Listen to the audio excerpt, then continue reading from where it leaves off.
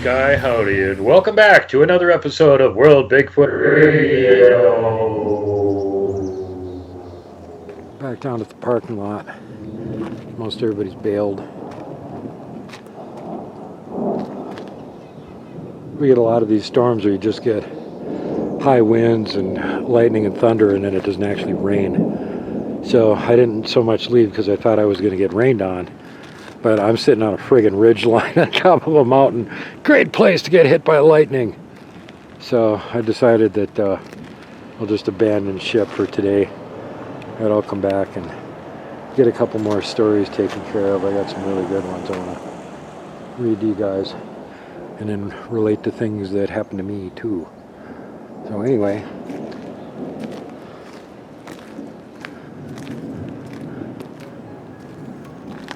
You can probably hear in the background non-stop thunder.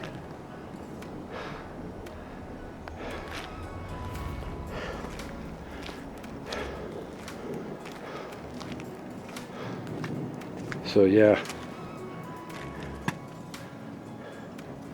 And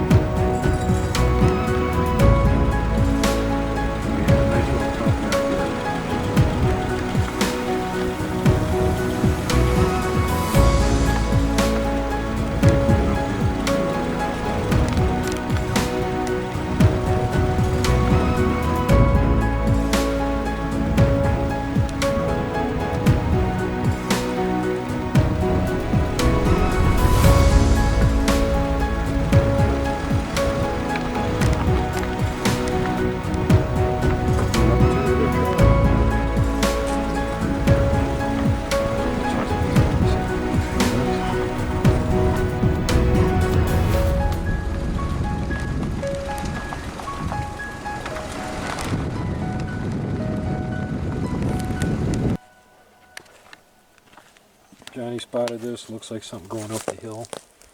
And you can see there's some depth to it. And there's a cow path right here. So there's no reason for a cow to try and go up this embankment right here.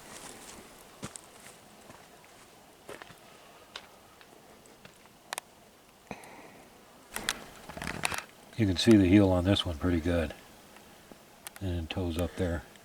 And the other one we just filmed right there. So probably same individual.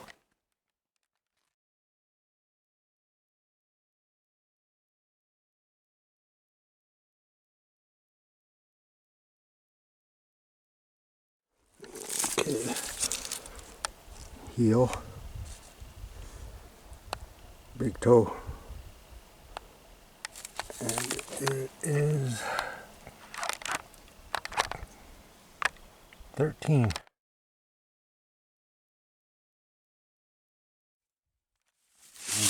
Your heel, toes.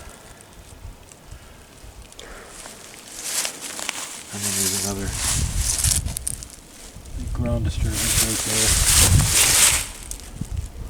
There's another one right there. Look like it. That's not a hoof print. Toes dug in.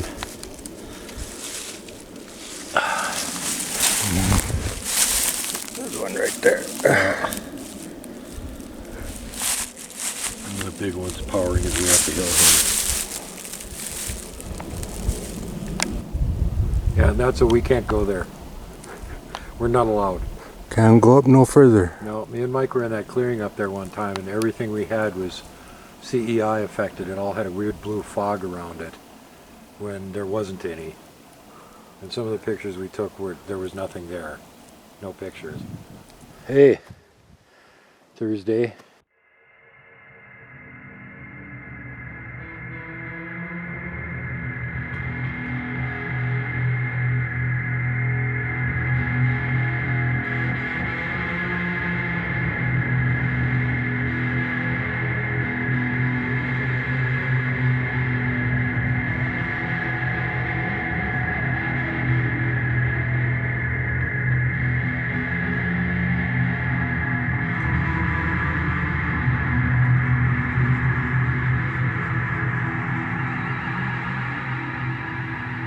Below us there's another fence, and that's where the fence line is, where Johnny got that one peeking at him between two trees. So we're gonna go down there and try and find that exact spot. Meanwhile, Johnny's walking the basin of the gully down to it to see if we can find, or he can find, any more tracks or anything while he's down there. And I'm just staying on the road bed.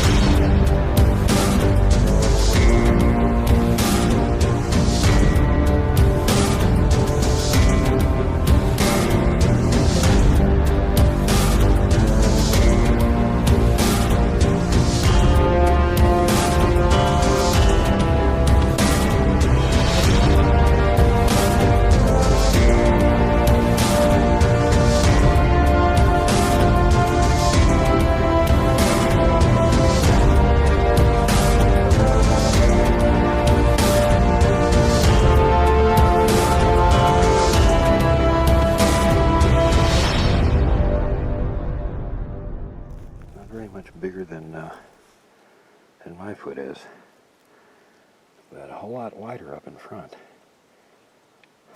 15-inch track.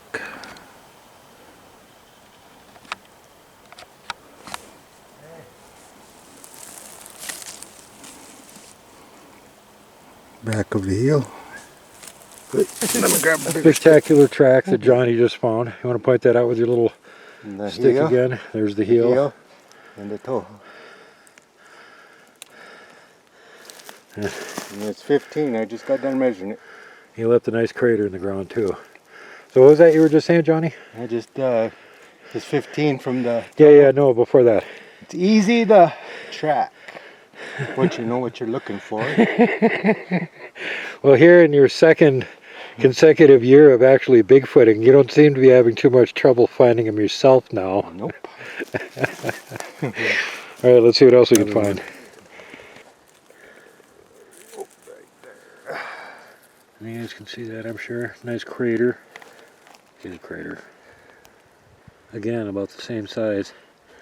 Mr. 15-inch track here, running up and down the hillside.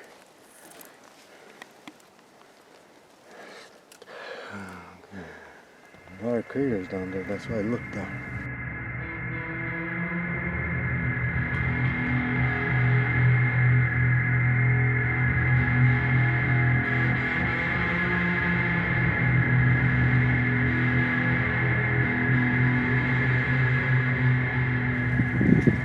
And this is again right in that area where we had filmed that one peeking between the trees last year.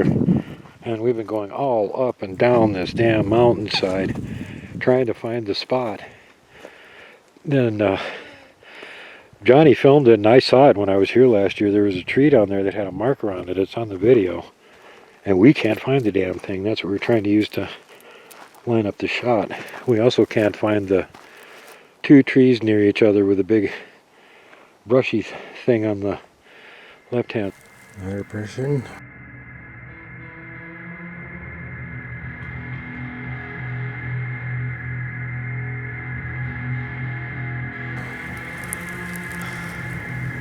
Toes, heel. Size 12 foot.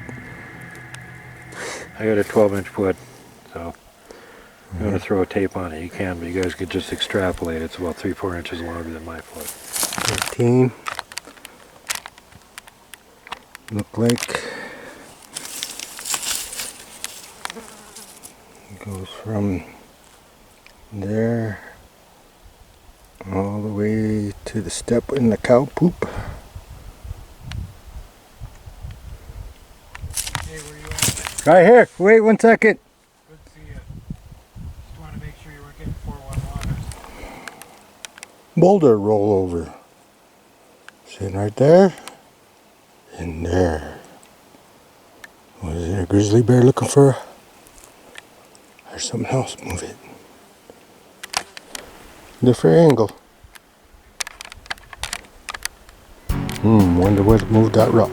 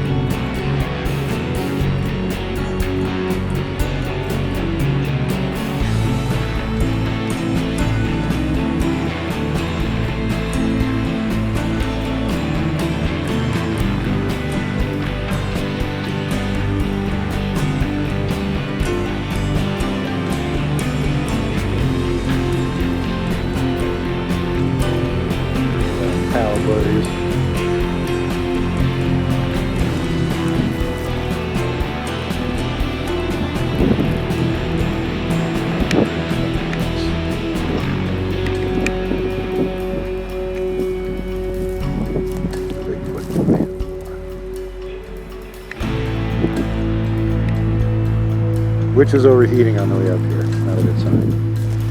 Donnie's walking the perimeter. Hide behind a tree. Looking to see if there's any tracks or anything. Well.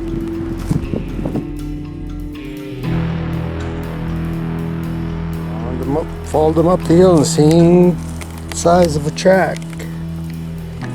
There is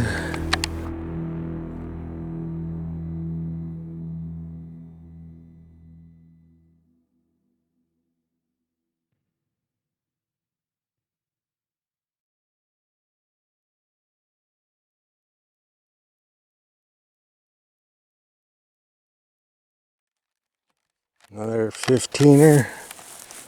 Yeah, it looks like we know where he went up the hill. Again, this is right on the same track line we were just following. Right there. Heel. Toe. In a different direction. Imprint. There's Duke. Where's Duke again? There's Duke. That.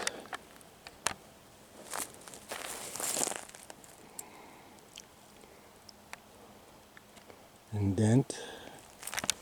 And it's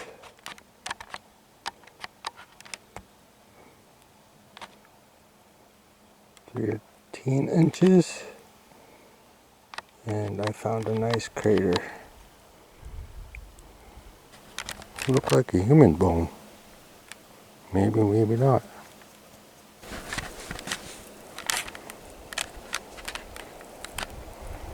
And a half.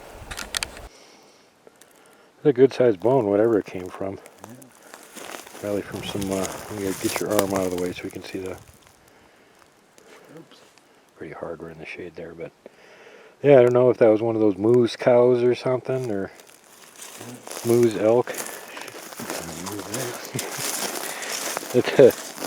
The original guys that came through here and explored everything found some moose elk. About 14, 15. Okay. Came from something big. Yeah, and it's still red. Still some blood there. Yeah. And down on that end.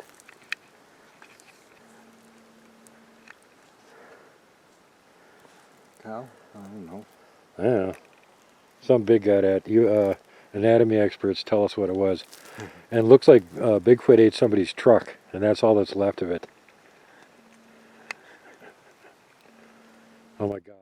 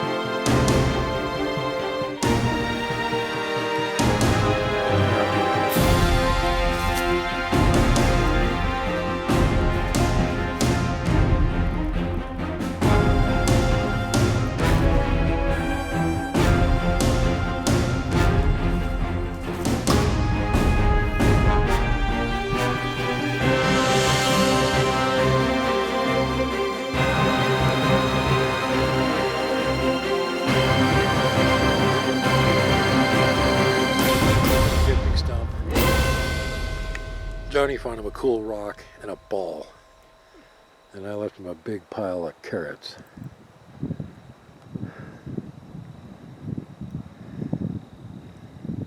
And some blueberry bagels. And a bunch of frosted cookies.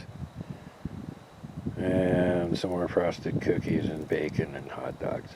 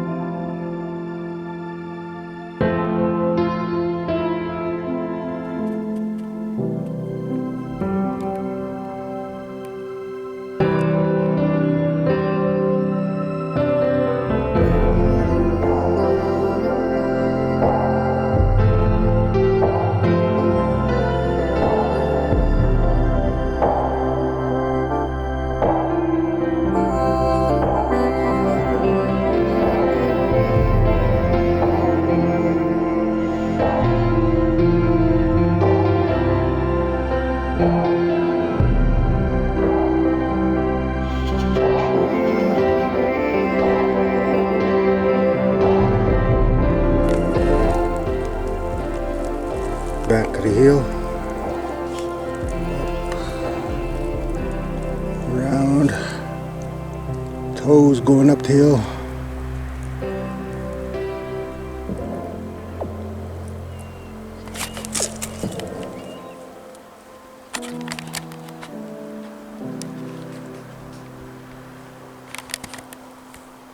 Can see the indent.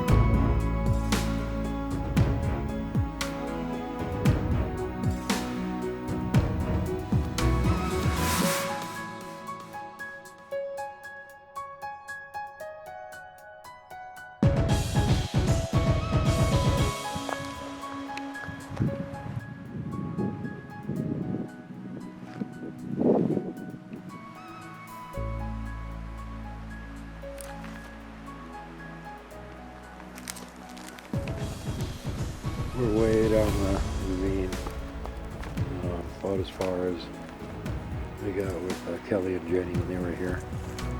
And Johnny was just filming some footprints. It's hard to tell if they're coming down or going up. They look like they're coming down, but gigantic. Probably about the same size as the individual we got last year.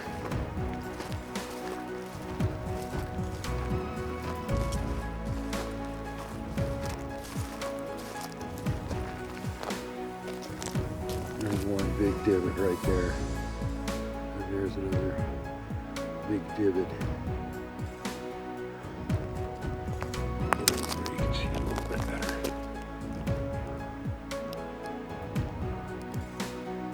There's one up there. And yeah. So mountain goat Sasquatch once again.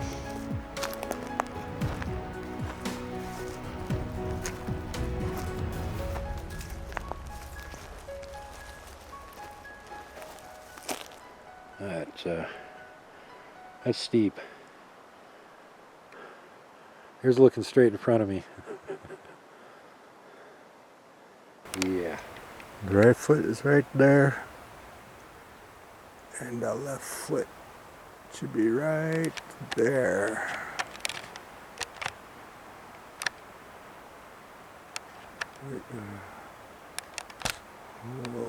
Okay, where to find it? Tree got snapped, and these are not snapped.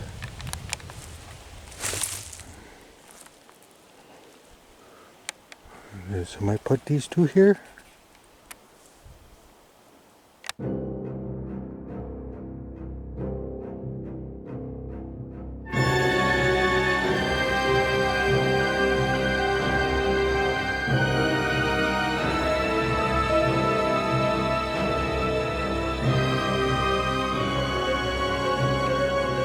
Perhaps the track of the infamous Crazy Toe. Not to be confused with Crazy Horse. Crazy Toe.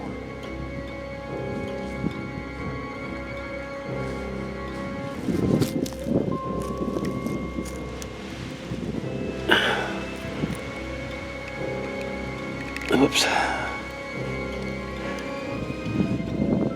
There's my hand on the track comparison.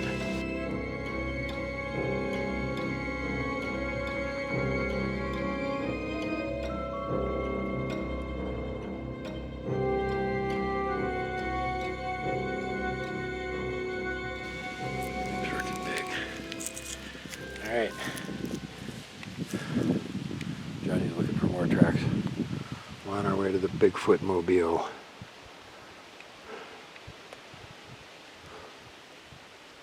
I have 1 minute of battery left, so I guess I'm signing out. Alright, we had a change of venue because up on Mount Sentinel, where I was trying to record up there, it was so windy you just couldn't hear me.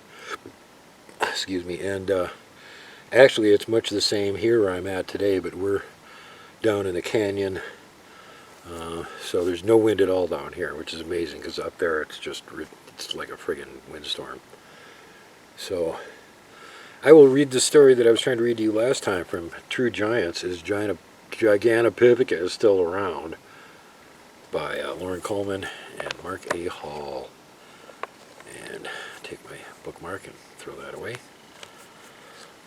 In the 1950s, curiosity about the identity of the abominable snowman drew Sir Edmund Hillary into the search, famed conqueror of Mount Everest.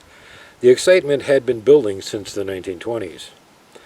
Stories of hairy man-like creatures were known. Footprints in the snow and mud were found to indicate some such creatures were active in out-of-the-way places.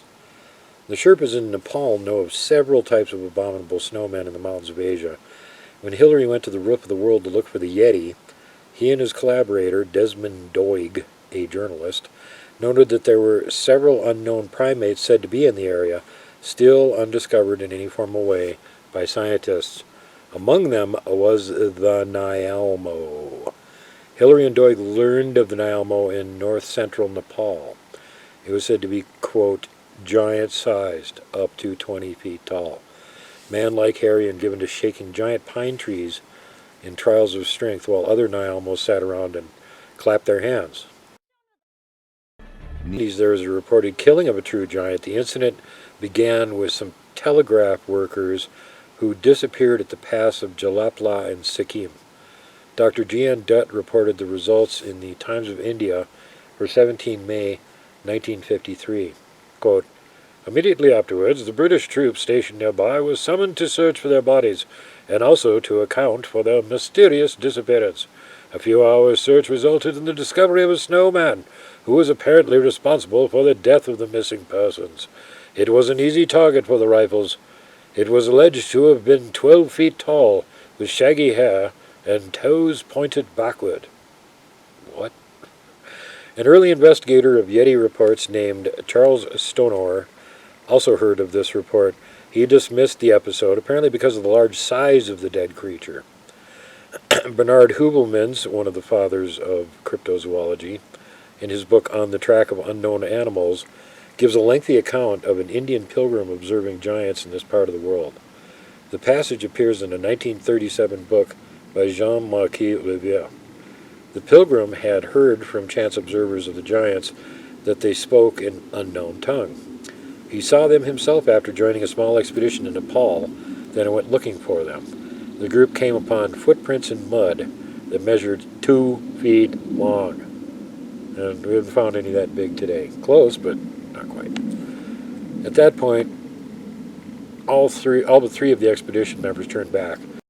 Eventually, these ones, following a drumming sound, the three came upon a ring of 10 giant ape men, 10 to 12 feet in height. One of them was beating a drum while the others moved in ritual fashion. They were described as hairy with faces that were a mixture of man and gorilla. In the 1930s, there was a repeated instance of giant footprint reports from India. News from Calcutta on 19 July 1935 told of 22-inch tracks near Jalpaiguri. A woodcutter followed the prints. He collapsed and eventually died after catching sight of the track maker. There's some PTSD. It was, he said, gigantic and had a human appearance. On June 20, 1938, footprints with similar dimensions were reported in the same area by the London Daily Herald. In 2006, the news contained the startling discovery of fossilized footprints found in southern India. They were discovered in Kerala. The impressions were of different sizes. They reached dimensions that called for the existence of giants to explain them. The preliminary findings were that these fossilized footprints dated back to only about 30,000 years ago. Ooh, recent history. Yeah, we got giant footprints from today over here. In China, giants have been included in the folklore of unusual creatures said to dwell in the region's many mountain ranges. The traditional height and track of these giants are double the size attributed to giants elsewhere in Asia. The description of giants in Edward Werner's Myths and Legends of China includes one description including a height of 50 feet and track 6 feet long. The authors now say that they have been asked if they think giants 50 feet tall existed, and they say no. They are simply passing along the information as given in Werner. They think the sizes given are simply exaggerations. They suggest knowledge of giants, but giants of more modest size. Other traits included bodies covered with long black hair and cannibalism upon enemies taken in battle. They populated a large area of mountains in northeastern Asia. Ivan T. Sanderson, the other father of cryptozoology, in his book Abominable Snowmen, which I have a copy of, reproduces a drawing of an ancient mask from the Mongolian plateau. It might be a depiction of the skull of a true giant.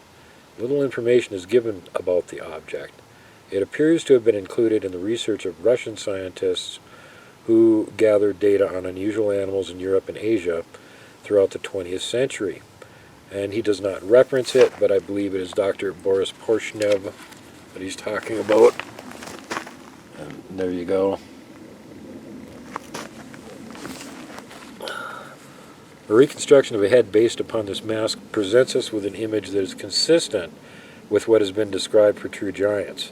The face is oval in shape. The eyes are deep set. The head comes to a peak that is an indicator of the large muscles necessary to operate the massive jaw of this ape man.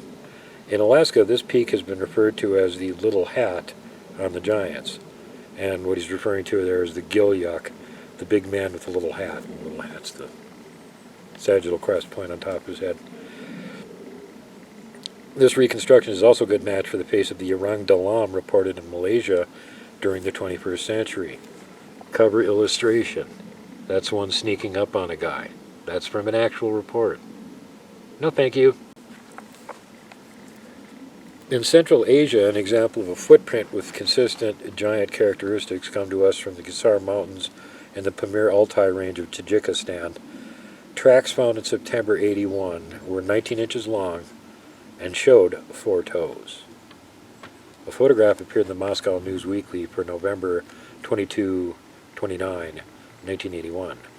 It shows a cast of a long foot with 4 large toes of similar size. Next to the cast is a scale in centimeters, although the width of the cast is not clearly measurable because the photo taken at an angle. Beyond the cast is a shod human foot. The photo caption identifies the cast as a footprint found by Vadim Makarov. Myra Shackley, in the book Still Living, identifies this cast as being 19¼ inches long. In parts of Russia, the true giants have been noted briefly, from one end of Siberia to the other. The reports from the western end of Siberia have been rare, but the eastern portions are rich with traditions of hairy men who are feared for their appetites. There are many names for giants in the Siberian Far East. The stories indicate they are enormous, hairy, man-like figures known to devour humans. Alexandra Bortseva, writing in the Technical Journal for Youth, number 6, gathered together stories of giants from the Chukchi and Lamut peoples who work on reindeer breeding farms. They had reports of creatures they called Mirigdi, the shouldered one, and Kiltanya, goggle-eyed. One of the Lamut people offered these descriptive characteristics for the Kiltanya. Quote, the bridge of the nose is thin, his eyes are big, his footprint is an arm's length. His heel is thin and his toes are normal. He lives in the mountains and eats meat. He steals the shoulder blades from a deer slain by a man. He does not attack humans. The mountains in Asia appear to provide a haven for spectacular giants that once preyed upon humans. The most recent suggestion hint that these activities are no longer taking place. When the giants stay out of sight most of the time and avoid humans, they appear to be left alone in turn by the local human population. So there you go. True Giants, really great resource book. What they tried to cover in this book was reports of things that probably aren't Bigfoot, just because they're too ginormous. So the hence for True Giants, because some of these reports may actually be, giant of Kandahar, the giants of the American West, that Lovelock Cave giant, that sort of thing. So, and then there's other ones that just kind of get lumped in there. There wasn't really any effort to categorize all the giants. It was just like any report that falls outside the range of what's normally reported as Bigfoot. They all got lumped together, but very interesting if you're interested in giants, trolls, or other outsized cryptid things that are wandering around and getting reported.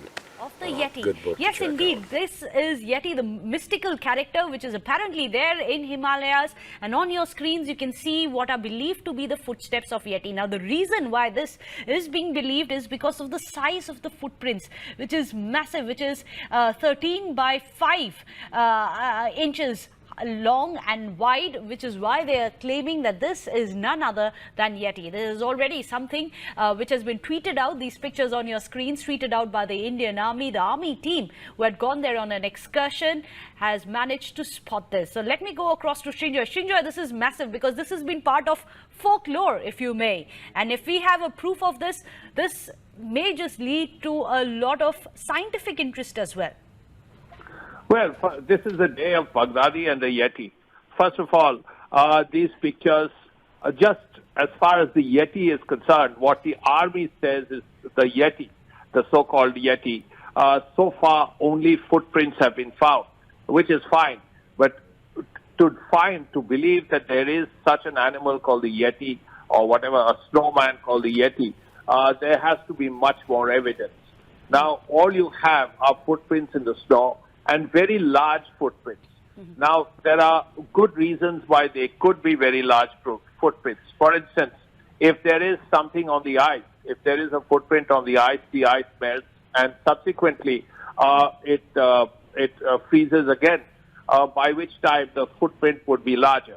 So there are reasons for such things, but nevertheless, these are very interesting photographs, and surely the army will go to biologists and other experts and look at them.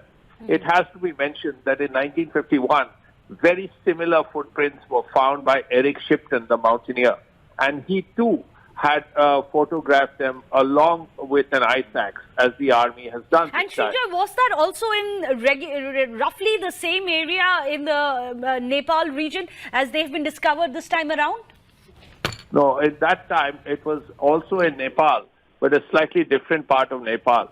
It has to be said it was done in 1951, after which Sir Edmund Hillary himself and journalist Desmond Doig, the late Desmond Doig, they tried to find the Yeti. There was an expedition in the late 60s. Again, it was not found. These people stayed at 19,000 feet above in the mountains for a long time looking for the Yeti, but it was not found. Now, these are new pictures. We will have to see what happens. The army says... Take us through, because it's mind-boggling. 32 by 15 inches long and wide footprints. You know, Meghna, ever since Yeti footprints and these pictures were tweeted by the Twitter handle of the Indian Army, there has been a debate, so to say, on social media. There's a lot of interest that this topic is inviting on social media. And we've accessed these new pictures that Shinjo has sent, and look at the size of the footprint here. These are obviously trekking gears that the expedition team had taken along with it. Let's go to the next picture and see. They are trying to measure the footprint here. You can see a couple of Jawans from the Indian Army expedition team. Let's go to the next one here. First Indian Army mountaineering expedition to Mount Makalu, which is at 8,485 meters, consisting of 18 members, was flagged off from Delhi on 27 March 2019. The team began their journey towards the Makalu base camp on 2 April 2019. While acclimatizing at Langmali Kharka on 9 April 2019, the team sighted a series of huge mysterious footprints measuring 32 inches by 15 inches. The footprints are speculated to be belonging to the elusive snowman Yeti.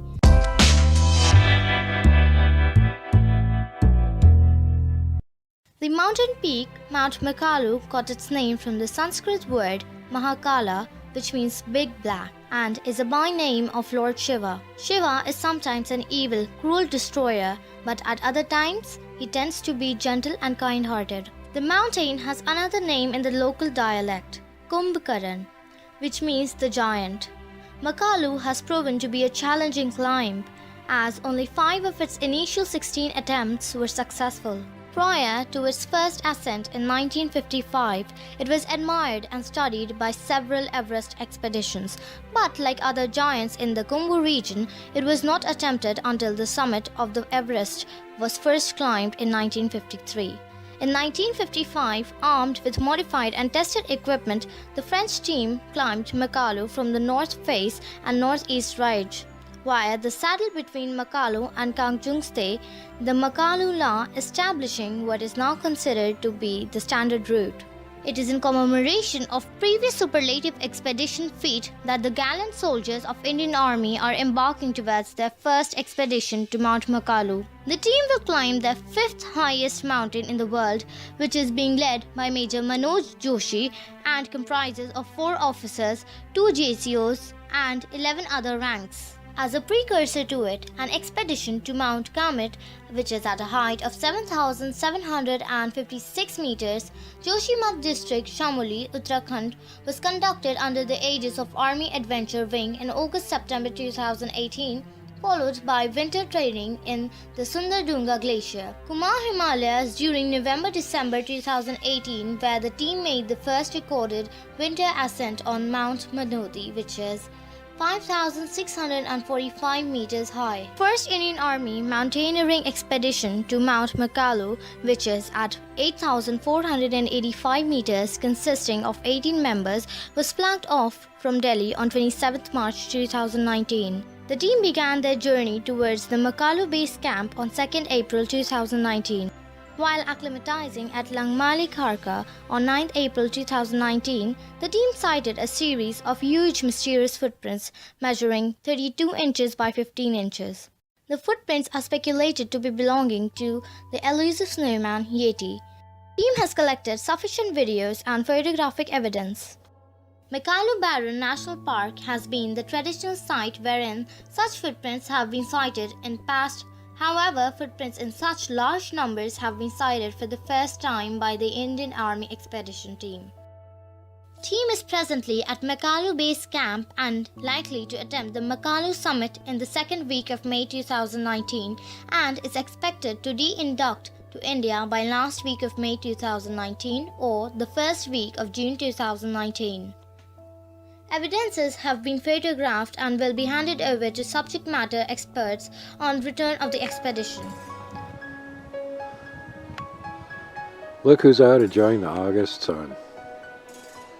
It's Sushi. That's what he was doing while I was narrating. Sitting over there in the side of the wall.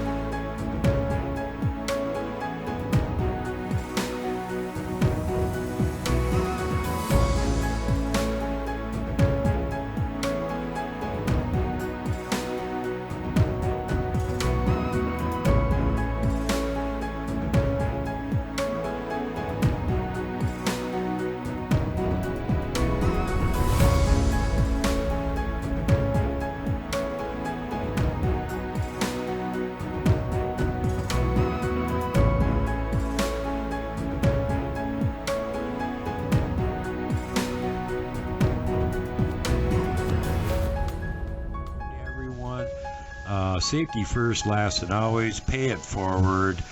Don't be mean to people if you don't have to be. Don't flip off the mountain giant. Don't poke Dogman with a stick. Don't punt the puck, would you? And for God's sake, whatever you do, do not hug the Wookiee.